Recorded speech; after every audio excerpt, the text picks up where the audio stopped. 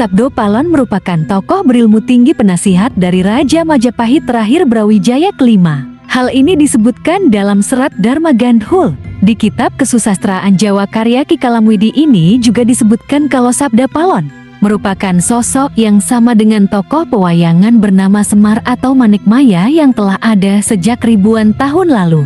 Konon karena kedikjayaannya Sabda Palon bisa memerintah seluruh makhluk halus di tanah Jawa.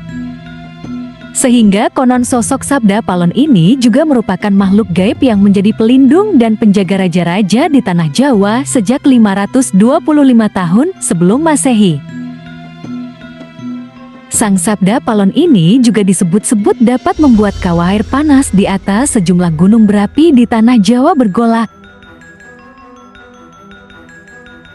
Bagi orang Jawa yang berpegang pada Kauru Jawa pastilah memahami tentang apa dan bagaimana Semar. Di kalangan spiritualis Jawa pada umumnya, keberadaan Semar diyakini berupa suara tanpa rupa.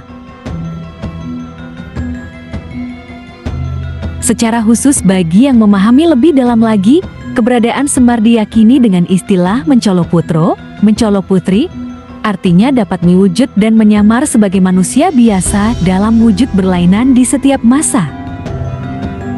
Nama Sabda Palon juga disebut dalam serat Jangka Jayabaya Pujangga Ronggowarsito, di mana dia bersumpah akan muncul kembali sebagai pamomong tanah Jawa setelah 500 tahun runtuhnya kerajaan Majapahit. Sumpah itu dia sebutkan sebelum berpisah dengan Prabu Brawijaya V. Kedekatan sang penasihat spiritual ini dengan Raja Brawijaya kelima akhirnya berakhir saat sang raja memutuskan untuk memeluk agama Islam.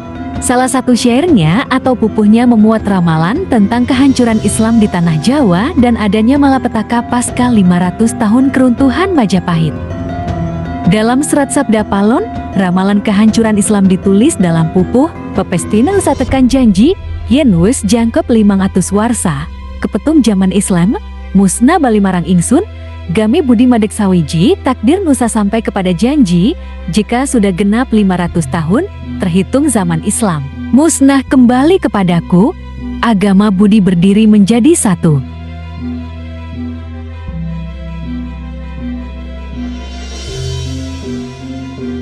Selain itu, dalam serat Sabda Palon, kemunculannya akan ditandai dengan beberapa kejadian alam, di antaranya meletusnya Gunung Merapi, gula damal pratanda. Pratanda tembayan mamihar di Merapi en wus jebluk mililahar saya akan membuat pertanda, sebagai janji teguh saya apabila Gunung Merapi sudah meletus mengeluarkan lahar ini disebutkan dalam pupuh kelima.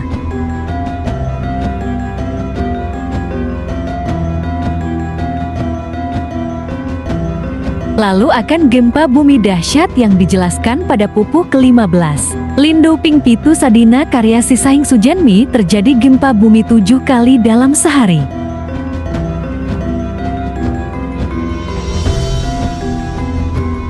Kemudian banjir bandang dalam pupuh ke-7. Kalin banjir bandang jeroneng lepna jalmi banjir bandang yang akan datang. Kemudian tsunami dalam pupuh ke-13. Ombak minggah ing daratan, ombak naik ke daratan. Termasuk wabah mematikan dalam pupuh ke-11. Pagebluk ingkang winangkung lelarang ambra-ambra enjing sugeng sore pralaya akan datang wabah mengerikan merajalela di mana-mana. Paginya orang-orang masih hidup, sorenya banyak yang mati. Sumpah dan ramalan Sabdo Palon ini juga pernah menjadi kenyataan di Indonesia, diantaranya tentang letusan Gunung Semeru dan Gunung Merapi. Dari sumpah ataupun malapetaka dari Sabdo Palon tentang kehancuran tanah Jawa, apakah dari kalian mempercayainya? Wallahualam, hanyalah Sang Pencipta yang tahu. Semoga video ini bermanfaat bagi kalian semua untuk mengenal lebih dalam tentang peradaban sejarah di masa kerajaan zaman dulu. Semoga kita semua selalu diberikan kesehatan dan selalu dalam lindungan Sang Pencipta. Terima kasih sudah menonton.